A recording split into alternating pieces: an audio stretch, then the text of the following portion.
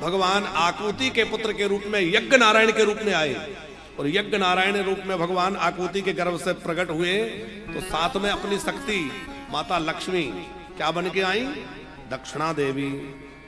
तो इसीलिए हर एक यज्ञ में दक्षिणा साथ चलती है, क्योंकि दक्षिणा कौन है? यज्ञ की पत्नी है। अग्नि की पत्नी है स्वाहा, और यज्ञ नारायण की पत्नी है दक्षिणा। इसलिए अग्नि में जब हवन करो तो क्या बोलते हैं हम लोग? स्वाहा। और स्वाहा बोलते ही अग्नि नारायण प्रसन्न हो जाते हैं और वह अपना मुख खोलते हैं। तो स्वाहा जब बोला जाए तभी अग्नि कुंड में आहुति डालना चाहिए, ऐसे नहीं कि कभी भी छोड़ रहे हैं। हाँ, जब स्वाहाकार बोले तब अग्नि नारायण देवता प्रसन्न होकर मुख खोलते हैं, और उनके मुख के द्वारा देवताओं को भोजन मिलता है। और हम जो यज्ञ करते हैं वो क्या है? वो देवताओं का भोजन है। और देवताओं का भोजन बड़ा पवित्र, बड़ा शुद्ध, बड़ा सात्विक होना चाहिए कि नहीं? आप विचार करो, देवता कोई ऐसा वैसा भोजन करेंगे क्या? तो देवताओं के भोजन में जो हवनीय द्रव्य है उसमें प्रधानता किस चीज की है? उस भोजन में प्रधानता है तिल की। तिल सर्वाधिक मात्रा में होना चाहिए।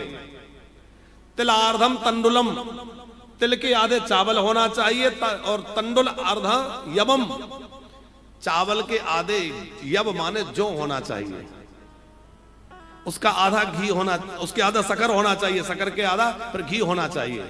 इस तरह अनुपात में बनना चाहिए। अब आजकल स्थिति क्या है? हवन सामग्री हम लेके आते हैं तो तिल तो उसमें ढूंढने से नहीं मिलती। कारण तिल सबसे महंगी है। नहीं महाराज जी, वो क्या जड़ी बूटियां हैं इसमें, पूरा जड़ी बूटियों का बना है। हमने कहा जड़ी बूटियों का नाम जानते हो? कौन सी बूटी इसमें? अरे जंगली घास फूस चाहे कुछ मिला दिया, आप कह रहे जड़ी बूटी है। आप विचार करो, आज हवन कर रहे थे तो ये बात ध्यान में आई, तो हमें लगा कथा में भी हम ये बात कहेंगे, दूर तक लोगों तक जाए। अभी नवरात्र चल रहे हैं, घर घर में हवन होंगे, अष्टमी में, नवमी में। पहली बात तो यह है कि हवन जो बनी हुई रेडीमेड हवन सामग्री है उसमें जो तिल दिखाई नहीं देता। तिल तो नाम मात्र होता है, वो सब घास फूस मिला है, उसको लोग जड़ी बूटी मान लेते हैं। हम कहते हैं यदि वो जड़ी बूटी है भी तो आप ये बताओ, जब आप भोजन बनाते हैं तो सब्जी बनाएंगे, तो मान लीजिए आप आलू की सब्जी बना रहे हैं, तो आलू की सब्जी में आलू ज्यादा डालेंगे कि मसाले ज्यादा डालेंगे?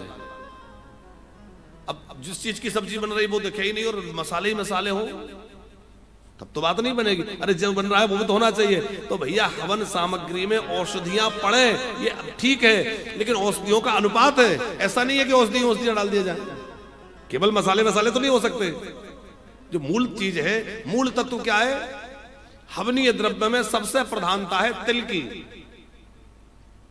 इसलिए रेडीमेड सामग्री से हवन करना बिल्कुल बंद कर दीजिए।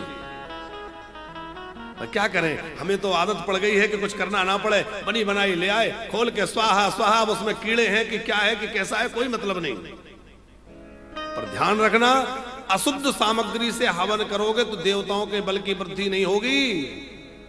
फिर किसके बल की वृद्धि होगी? असुरों के बल की वृद्धि होगी। और घर में असुरों का बल बढ़ेगा तो क्या होगा? तरह तरह के उपद्रव पैदा होंगे कि नहीं? तरह तरह की झंझटें पैदा हो जाएंगी।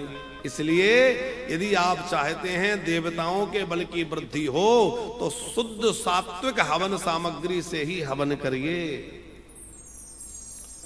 और विशेष बात ध्यान रखने की, हवन के घी के नाम पर, पूजा के घी के नाम पर एक इतना अखाद्य और अस्पर्श, इतना बुरा एक कोई पदार्थ चला है, भगवान जाने उसमें किस पशु की चर्बी है कि क्या है।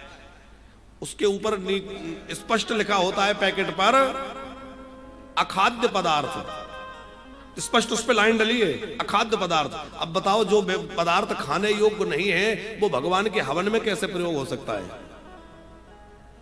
दीप द्रव्य के नाम से, अलग अलग नामों से वो बाजार में घी 100 रुपए किलो के आसपास मिल रहा है, और खूब बड़ी संख्या में, बड़ी मात्रा में लोग उसको खरीद रहे हैं और उसी से हवन कर रहे हैं, उसी से जोत जला रहे हैं। क्या कहते हैं, महाराज जी वो पूजा का है। अरे बाबरे विचार तो कर, 100 रुपया में कौन सा पूजा का घी मिलता है? आज गाय का शुद्ध देसी घी 1000 रुपए किलो में भी मिलना मुश्किल है। आप 100 रुपए में ला रहे हैं, वो क्या होगा? हमारी आंखों पे पट्टी बंधी क्या, हमें नहीं दिखता? 100 रुपया में जो दे रहा है वो क्या है भैया?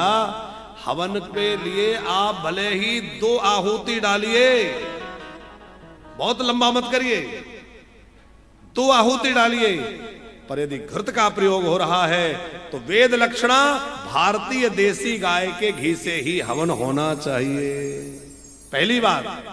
और दूसरी बात, जिस हवन सामग्री का प्रयोग हो वो बड़ी शुद्ध हो, उसकी मात्रा बिल्कुल सुनिश्चित हो, साफ शुद्ध करके घर लाकर धोकर साफ करके उसको अपने अनुसार मिला के फिर उससे हवन करिए। फिर देखिए आप कैसे प्रभाव नहीं होता। अब उल्टी सीधी लाके चीजें डालोगे सब बेकार हो जाएगा।